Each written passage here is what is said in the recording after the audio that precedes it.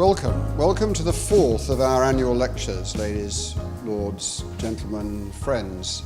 And thank you for coming back to the Science Museum where this whole series was originally launched. Thank you particularly to Mary Archer, the chairman of the Science Museum, and to Jonathan Newby, its deputy director, for the loan of this fantastic venue.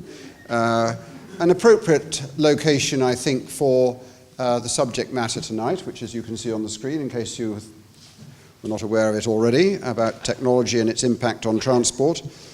And particularly, I think, a place at which hopefully our two lecturers will feel at home, both being professors in a solidly science-based institution. I just want to say four things before introducing the Secretary of State about the ITC. First of all, we are the UK's land and transport-based think tank, research-based think tank.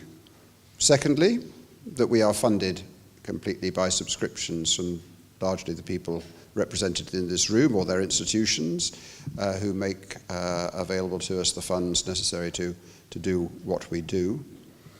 Thirdly, that we have a new director. Matthew Niblet has assumed the responsibility of being director of the Independent Transport Commission about 6 months ago, and we congratulate him on a different role from that which you've met him in before. And finally, this is a very good time at which to be discussing this, because it is going to be one of the 6 research themes that we are going to be looking at over the next few years, the impact of technology on travel and what it's going to mean for that institution. It's going to be led by Steve Norris. Like many people with a political leaning, we had no idea that the 23rd was going to be chosen as referendum day when we chose our date for this annual lecture. He's not able to be with us today. Just to set the subject in context, I am absolutely clear that this is the key issue for the future. It's not just about automated cars, as I'm sure we're going to hear. It's about information. It's about ticketing and new methods of charging. It's about changing transport, potentially, I would think, to being movement, where, you know, our idea that we go on a particular form of transport becomes less and more blurred. And it's linked, I think, to the changing attitudes towards transport. My son, for example, a 24-year-old, his use of transport, i.e. his bicycle, is intimately related to his exercise regime. He doesn't do much else. And I think we are beginning to see changes in the way in which transport is treated, and this is, I think, important in what we're probably going to hear. I'm going to introduce, first of all, obviously, the Secretary of State. I don't really need to do that, as I might have done a little under, I beg your pardon, 4 years. Now a long-standing Secretary of State of Transport, very well known to you all. Just to remind you that his time, long as it is in the Department of Transport, only represents about a quarter of the time he spent as being a whip in various grades as he moved up that particular career, and 30 years in the House. Patrick McLoughlin, thank you very much for joining us, particularly today.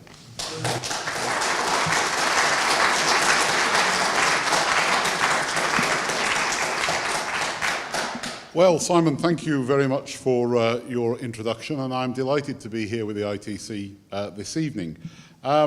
You commented on the fact that I've now been at the Department of Transport for almost 4 years. So I'm perhaps at that stage of the Secretary of State for Transport, starting to question some of the things that I started, or even see some of the things I started actually being implemented. I go down in awe when I go and visit the Crossrail, or as we've got to get used to calling it, the Elizabeth line, and recalling that when I was last in the Department of Transport back in 1989, Cecil Parkinson announced the building of Crossrail and saying that he'd got the Treasury approval.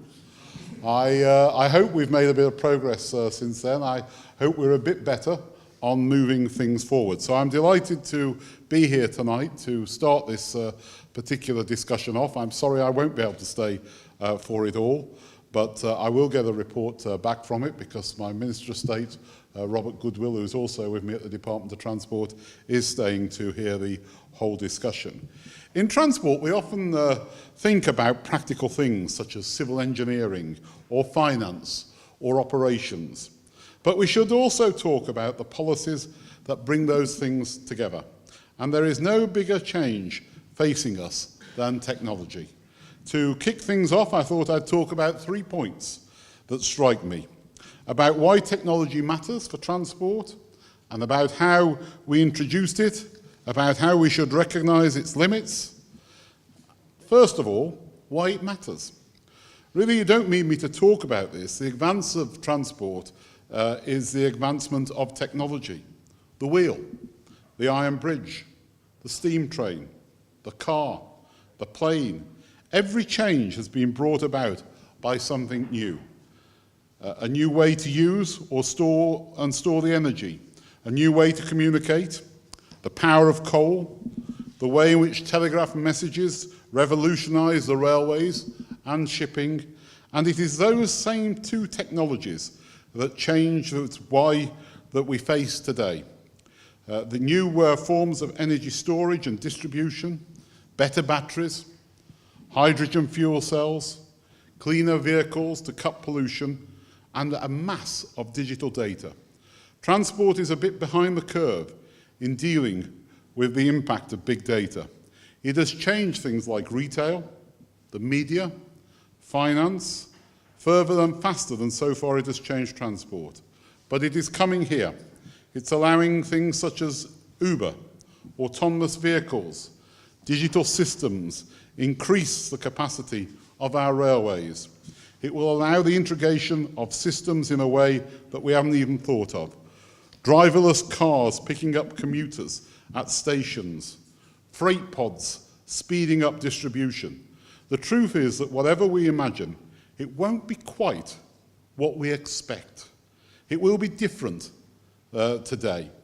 The second point I'd like to make briefly is about how it all comes about.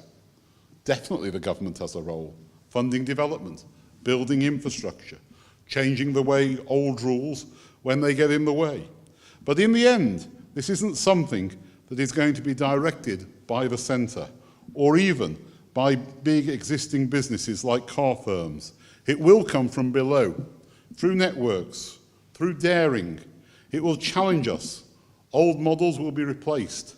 And that always won't be easy or comfortable, which is why I think that we need to do better in encouraging public discussion of what might happen.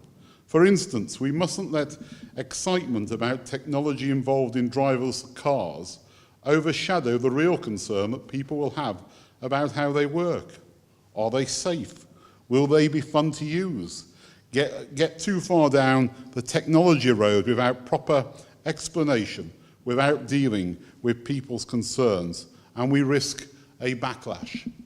I remember a very distinguished constituent of mine saying that she didn't think that she would ever be able to come to terms with driverless cars.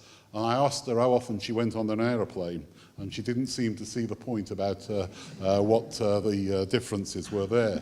So we need to have a clear vision for the future of transport, one which will allow British brains and British business to blossom, but also a flexibility and a practicability about our plans, to respond to what happens in the markets, to live in the real world.